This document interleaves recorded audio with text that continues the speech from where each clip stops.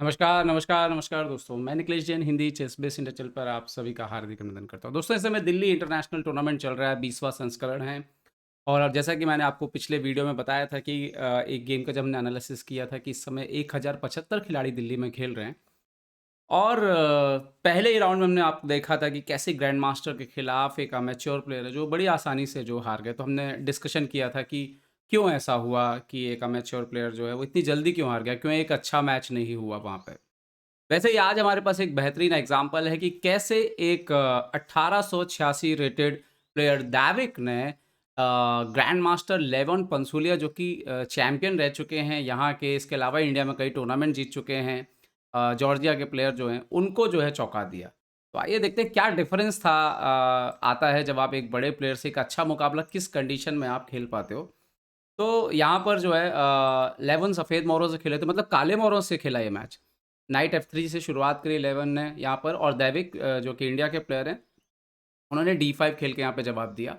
C4 now यहाँ पर रेटी ओपनिंग में जो है गेम कन्वर्ट होना शुरू हो गया और यहाँ से देखिए एक चुनाव जब आप करते हैं, तो यहाँ पर एक अच्छी बात ये थी कि दैविक ने स्टडी की हुई थी। दैविक ने एक गेम देख के आया हुआ था जो कि 11 पंसुलिया ने भारत के ही एक खिलाड़ी के अरहन चेतन आनंद के खिलाफ जो है खेला हुआ था और स्टडीज़ आपको मदद करती हैं। अरहन के जो खेलने का तरीका है वो भी अभी उभरते हुए खिलाड़ी हैं।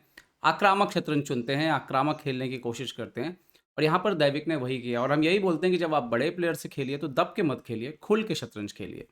ओके, D4, B4 किया यहाँ पर लेवन ने, तो बिशप G4, लेवन उसी गेम को फॉलो कर रहे थे। ओके, क्वीन B3 यहाँ पर लेकर के आए, तो एक बार फिर से यहाँ पर नाइट F6 है, बिशप F3 है, F6 है, बट दैविक यहाँ पर एक बार फिर से थोड़ा अग्रेसिव लाइन चुनते हैं A4 और इमीडिएटली ये जो स्ट्रक्चर है, पॉन स्ट्रक्चर है यहाँ पर, इसको चैलेंज जो है चुनौती प्रस्तुत करते हैं। P5 किया यहाँ पर 11 ने। ओके, एंड नाउ यहाँ पर अगेन A4 खेलते हुए क्वीन की पोजीशन को चैलेंज करते हैं दैविक। ये लाइन है, कम गेम खेले गए हैं लेकिन खेले गए हैं। Okay, queen D3 and now immediately C5। सो ये बड़े ही स्ट्रॉन्ग मूव्स थे ओपनिंग की तैयारी के हिसाब से और यहाँ तक एक्चुअली 11 कंफर्टेबल थे क्योंकि वो इस तरह के मैच खेलते आए हैं। ओके, H3, बिशप C8 वापस आ गए यहाँ पर दैविक, जो कि अरहन ने भी किया था। ओके, नाउ E3 किया यहाँ पर, सेंटर के स्पॉन को चैलेंज किया। सो D into E3, queen into D8। अब यहाँ पर एक पॉइंट आता है, कई बार क्या होता है कि शुरुआती राउंड में ग्रैंड मास्टर जो है वो अपनी ताकत बचाते हैं, मतलब वो ज़्यादा अपनी ताकत जो है खर्च नहीं करना चाहते हैं क्योंकि आने वाले राउंड में उनको उसकी ज़रूरत पड़ने वाली होती है। तो कई बार उन्हें एक अंदाज़ा जैसा होता है कि जो भी लोअर रेटेड प्लेयर है उसका एंड गेम जो है वो इतना अच्छा नहीं होना चाहिए और कहीं ना कहीं वो कुछ गलतियां करेगा और इसी बात को ध्यान में रखते हुए वो एंड गेम खेलते हैं कई बार शुरुआती राउंड्स में। Okay, king D8, F into E3, now night D7 अपना डेवलप किया यहाँ पर, तो D4 किया यहाँ पर 11 ने, तो यहाँ पर उन्होंने किया E6 और अपने बिशप के लिए स्पेस दिया, जगह बनाई। Night C3। तो अब इससे पहले जो मैच हुआ था उसमें नाइट G F6 खेला था अरहन चेतन आनंद ने, बट यहाँ पर दैविक ने शायद स्टडी की हो, ऐसा लगता है जब अगर पूरा मैच देखा है यहाँ तक तो इस निश्चित तौर पर कुछ चेंजेस तैयार किए होंगे। F6 खेला यहाँ पर। अब F6 कर ये रहा है कि F6 नाइट E5 को ऊपर आने से रोक रहा है और E5 के लिए तैयारी कर रहा है आपके लिए। तो बजाय इसके कि आपने पहले नाइट यहाँ से निकला, आपने F6 पे पॉन बढ़ा। ओके, यहाँ से मैच ऑलरेडी नया हो चुका था, मतलब इससे पहले नहीं खेला गया था। लेवन ने A3 किया, जो शायद इतनी ज़रूरत नहीं थी, शायद बिशप D3 ज़्यादा उम्दा हो सकता था डायरेक्ट। खैर A3, नाइट H6 से डेवलप किया, तो ये एक अच्छा आइडिया उन्होंने डेवलप किया कि नाइट H6 और ज़रूरत पड़ने पर नाइट जो है वो आइदर F7 और या F5 के थ्रू जो है गेम में आ जाएगा। Okay, bishop B2, so now C into D4, E into D4, night F5, सो किंग F2 यहाँ पर 11 लेके आए और अब यहाँ पर खेलते हैं दैविक E5। तो ये जो लगातार पॉन ब्रेक देने की कोशिश है, सेंटर को अपोनेंट के तोड़ने की कोशिश है, ये दिखा रहा था कि दैविक जो है एक पॉजिटिव माइंडसेट से गेम खेल रहे थे और यही सबसे इम्पोर्टेंट है कि आप पॉजिटिव होके थोड़ा अग्रेसिव होकर के, अग्रेसिव मतलब कैलकुलेशन के साथ अग्रेशन जहाँ पर शूट करे आपको, आप किसी ग्रैंड मास्टर या बड़े प्लेयर के खिलाफ जब आप पॉजिटिव खेलते हैं तो उसका इम्पैक्ट बोर्ड पर पड़ता है। यहाँ पर वाइट की तरफ से जो है नाइट D5 खेला यहाँ पर लेवन ने, so now E into D4 और अब यहाँ पर ये खेलते हैं G4। ओके, G4 और लेवन ने खेला G4, तो इन्होंने खेला नाइट E3 और ये एक्सचेंज ऑफर किया, मतलब जो पॉन एक एक्स्ट्रा है वो वापस कर रहे हैं।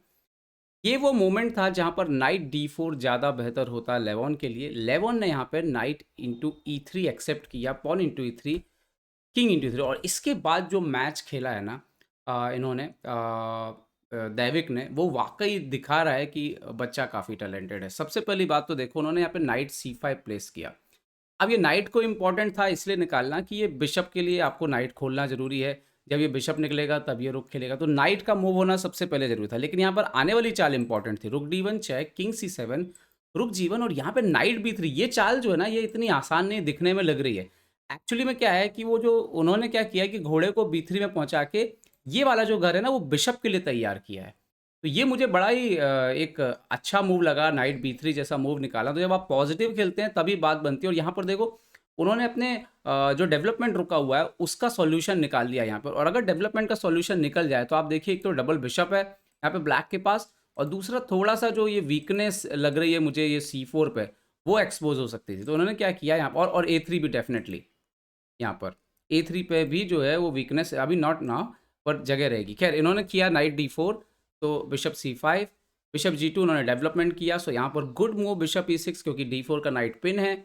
किंग F4 अनपिन किया, सो बिशप F7, एंड सडनली आप देखिए कि तो ब्लैक के जो पीसेस थे वो वाइट की पीसेस की तुलना में ज़्यादा अच्छा बैठे हुए थे, अटैक कर रहे थे, और पोजीशन बड़ी इंटरेस्टिंग लग रही थी। ओके, इन्होंने खेला रुक G1, तो रुक H8 आए, नाउ नाइट F5, सो रुक E1, एंड नाउ रुक D8। अब अगेन ये जो रुक एक्सचेंज किया उन्होंने, एक जो रुक एक्सचेंज किया वो भी दैविक को ही फेवर कर रहा था पोजीशन में, क्योंकि कहीं ना कहीं अगर आप देखो तो वीकनेस की जब आप बात करोगे, जो एंट्री पॉइंट है जहाँ से आप अंदर आ सकते हो, वो जो पॉइंट्स हैं उसकी अवेलेबिलिटी जो है, जो उपलब्धता जो है, वो ब्लैक के लिए ज़्यादा है बजाय के वाइट के। तो ये पोजीशन जो दाव था एंड गेम में जाने का, वो लेवॉन का ऑलरेडी उल्टा पड़ गया था। खैर, लेवॉन एक्सपीरियंस प्लेयर हैं। Bishop D5, bishop D5, CD5, और उन्होंने यहाँ पर एक पॉन दिया एक्चुअली में G5, रुक इंटू D5। तो आप देख सकते हो कि ब्लैक जो है ऑलरेडी एक पॉन अप है, और ये वो पोजीशन था जहाँ पर अब कुछ ढूंढने की कोशिश लेवॉन कर रहे थे, और इसीलिए उन्होंने वो पॉन दिया था, वो रुक E6 करके। उनका टारगेट ये लेकर के आए कि वो अपने बिशप की मदद से यहाँ से कुछ क्रिएट करने की कोशिश करेंगे। ओके, रुक D3 चेक दिया यहाँ पर दैविक ने, पॉजिटिव ही खेल रहे थे। रुक D2, यहाँ पर बिशप इंटू F6, सो बिशप A3, और ये वो मोमेंट था जब इन्होंने बिशप E5 चेक दिया। ये एक चाल का डिफरेंस जो है वो यहाँ पर काम कर गया, आप कह सकते हो लेवॉन के लिए, क्योंकि यहाँ पर एक सही चाल है। अगर आप चाहो तो पॉज करके सोच सकते हो। एक्चुअली में ब्लैक का थ्रेड क्या है फ्यूचर में, बिशप B2 रखना, एक्सचेंज करना, और स्पॉन को क्वीनिंग के लिए निकाल देना, जो कि बहुत ही नियर है। वाइट की कोशिश ये है कि किसी तरह से चेक चेक देके मैच को ड्रॉ किया जाए। ये वो पोजीशन थी जहाँ पर किंग D8 अगर खेलते तो ये ब्लैक को फेवर करता, क्योंकि अभी डायरेक्ट चेक जो है वो नहीं आएगी, और फिर अगर कि आप और कोई चेक नहीं दे पाएंगे तो फिर बिशप B2 जो है वो आ रहा। फॉर एग्जांपल रुक H6 खेला जैसा कि मैच में हुआ, मतलब मैच में वाइट ने चाल खेली थी, तो आप देखिए बिशप B2, रुक B2 के बाद ये मैच जो है वो ड्रॉ की तरफ बढ़ सकता है, क्योंकि अभी किंग को चेक नहीं आ रहा। लेकिन इन्होंने क्या किया, दैविक ने किंग D7 रख दिया, जो कि एक ब्लंडर हो गया इस पोजीशन में, क्योंकि रुक H6 के बाद अब प्रॉब्लम ये है कि अगर आप बिशप B2 रखने चाहते हो तो वाइट मारेगा ही नहीं, वाइट यहाँ पे चेक ही देता रहेगा, और आपका किंग जो है, और गलत गए तो मेट हो जाएगी। तो एक्चुअली आपको किंग D8, D7 वगैरह रिपीट करना पड़ेगा। सो ये जो थी ये मुश्किल बन गई यहाँ पर इनके लिए, ब्लैक के लिए। तो मैच में क्या हुआ कि मैच में उन्होंने किंग D7 रखा, तो रुक H6 आया यहाँ पे। उसके बाद दैविक ने ही रुक E2 दे करके चेक चेक चेक चेक ऐसा दे करके चेक जो है करके मैच को ड्रॉ करा लिया।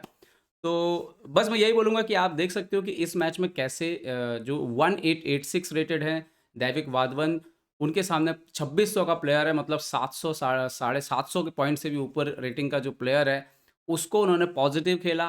और पॉजिटिव खेलने का तरीका ये रहा, कैलकुलेशन अच्छे से किया, परिणाम ये रहा कि उन्होंने इतने बड़े प्लेयर को भी जो है एक्चुअली एक बेहतर पोजीशन में ड्रॉ पे होल्ड किया। अगर थोड़ा और एक्सपीरियंस होता तो निश्चित तौर पर वो प्रेस भी कर सकते थे इस पोजीशन को जीतने के लिए। तो उम्मीद करता हूँ कि जब आप किसी अगले बार बड़े प्लेयर से खेलेंगे तो पॉजिटिव खेलेंगे, डरेंगे नहीं, और कैलकुलेशन अगर आप अच्छे से रखेंगे तो आप किसी भी बड़े से बड़े प्लेयर को भी जो है टक्कर दे सकते हैं। उम्मीद करता हूँ ये वीडियो आपको पसंद आया होगा। पसंद आया तो लाइक, शेयर और सब्सक्राइब करना ना भूलें। देखते रहिए ChessBase India. ChessBase India के लिए मैं निखिलेश जैन। जय हिंद दोस्तों।